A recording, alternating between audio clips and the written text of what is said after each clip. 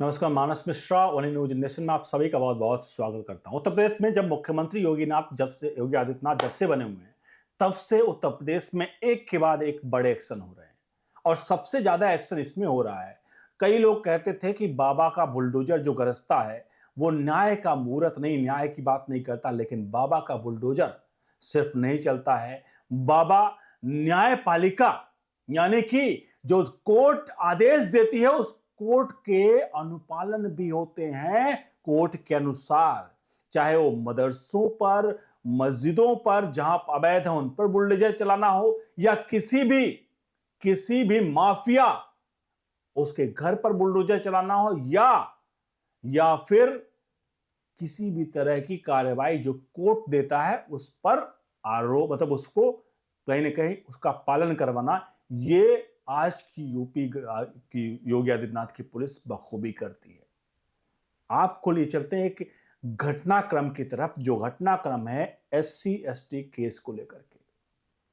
आपको दिखाएंगे पूरा मैटर और उसके बाद यूपी पुलिस एक्शन में आई है और अब उस पर साफ तौर पर कोर्ट के आदेश की तालीम हो रही है। तो पूरी वीडियो देखिएगा और वीडियो को लाइक शेयर जरूर करेगा और जितना हो सके अपने हित मित्रों को जरूर पहुंचाएगा। मैं आपको बता दूं केस क्या है। असल में एक एससी एसटी केस था। एक विल्सन सिंह नाम का एक युवक था, उसके ऊपर एससी एसटी और रेप का केस लगता है। एक दलित महिला द्वारा एफआईआर दर्ज होता है और उसके बाद 14 साल तक ये मामला चलता है और फिर कोर्ट का आदेश आता है। कोर्ट के आदेश पे बाद में चलेंगे, पहले पूरी घटनाक्रम को एक क्रम में बता देते हैं।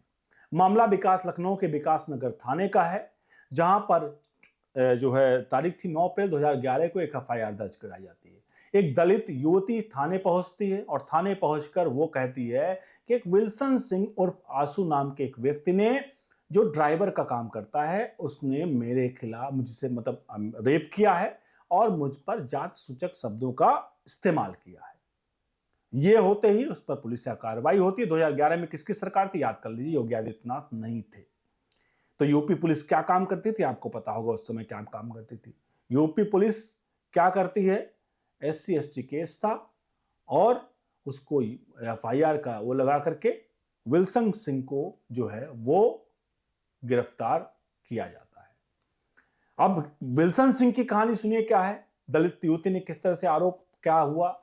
असल में विल्सन सिंह ड्राइवर का काम करते थे और उस वक्त बाराबंकी यानी लखनऊ से निकट बाराबंकी है एक शहर, बाराबंकी एसपी ऑफिस में एक कांस्टेबल शरद श्रीवास्तव है। वो मतलब विल्सन सिंह शरद श्रीवास्तव के यहां पर कांस्टेबल के यहां पर ड्राइवर का काम करते थे। कुछ बातों को लेकर के विल्सन सिंह और शरद श्रीवास्तव में कहा सुनी होती है। रिपोर्ट्स में अदालत में बात आई कि एक दिन क्या होता है कि विल्सन सिंह शरद श्रीवास्तव के घर जाते हैं। उनकी मां का तबीयत खराब होता है और 14,000 रुपए उनका बकाया होता है, शरद मतलब सैलरी के नाम पर होगा शरद श्रीवास्तव के पास। लेकिन शरद श्रीवास्तव उस पैसे को देने से मना करते हैं और वो उनको धमकी देते हैं कि अगर तुम इस तरह से करोगे तुम्हारे पर केस कर दूंगा। अब इसी के परिप्रेक्ष्य में देखा जाता है, क्योंकि जो शरद श्रीवास्तव हैं उसी के यहां पर ये जो दलित महिला है जो आरोप लगाया था जिन्होंने विल्सन सिंह पर, वो उनके यहां काम करती हैं। अब ये पूरा प्रकरण था। इस पूरे प्रकरण में विल्सन सिंह के ऊपर उस दलित महिला ने एफआईआर करवाया, जिसमें एससी एसटी एक्ट भी लगा और उसके बाद उस पर रेप का केस का भी लगा।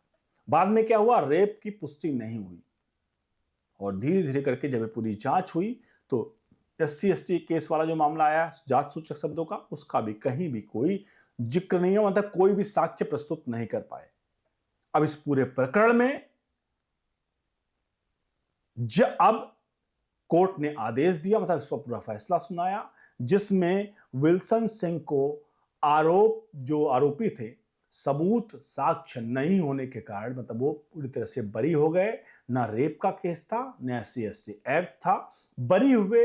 लेकिन 2011 से लेकर 2025-26 तक 14 साल के आसपास वो आरोपी रहे और अभी जाकर के कोर्ट ने फैसला सुनाया है और उनको बरी किया है। और इसमें सबसे प्रमुख बात आपको बता दें, इसमें सबसे प्रमुख बात है यूपी पुलिस को निर्देश दिया गया कि जिसने एफआईआर शिकायतकर्ता जो थे इसमें, उनके खिलाफ सख्त कार्रवाई के निर्देश दिए हैं।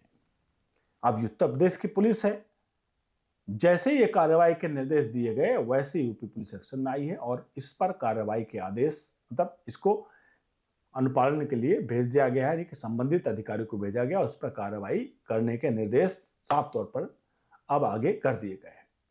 ये है हमारे देश में कुछ ऐसे कानून जिसका लोग दुरुपयोग कैसे करते हैं। लेकिन इसमें सबसे प्रमुख बात एक बहुत अच्छी आई है कि तो उत्तर प्रदेश में है, तो इसमें किसी के साथ अब इस तरह के मामलों में कहीं भी पुलिस लापरवाही नहीं बरतेगी कि 2011 नहीं है, क्योंकि मामला 2011 का था जब ये पूरा एफआईआर दर्ज हुआ था। लेकिन अब उस विल्सन सिंह को न्याय मिल गया, लेकिन 14 साल उसके क्या होंगे जो 14 साल उसने काटे हैं अपने समय को आरोपी रहते हुए। इस पर बड़ा सवाल है हमारे समाज के लिए। बहरहाल उत्तर प्रदेश की योग्य से पुलिस अब एक्शन में आई है और इस एक्शन पे कोर्ट के आदेश को तामील कराई जाएगी और अब साफ तौर पर न्याय मिलेगा। लेकिन फिर भी एक सवाल बड़ा है, SC ST केस में इस तरह से कई लोग फंसाते हैं, उस पर भी कोई न कोई जरूर एक ऐसा फैसला लिया जाना चाहिए जहां फर्जी एफआईआर अगर कोई करता है तो उसी समय हलफनामा उसको देना पड़े। आप क्या कहते हैं कि ये बात सही, ये बात होना चाहिए नहीं चाहिए कि अगर कोई भी व्यक्ति फर्जी एफआईआर का मतलब कोई केस लेकर आता है फर्जी, तो उस पर कम से कम एक हलफनामा ले लिया जाए कि आप मैं जो कह रहा हूं या कह रही हूं वो सही है। अब इस पूरे प्रकरण पर अपनी राय प्रतिक्रिया जरूर दीजिए। वीडियो को लाइक शेयर जो करिए। बने रहिए ओनली न्यूज़ नेशन के साथ। बहुत बहुत धन्यवाद।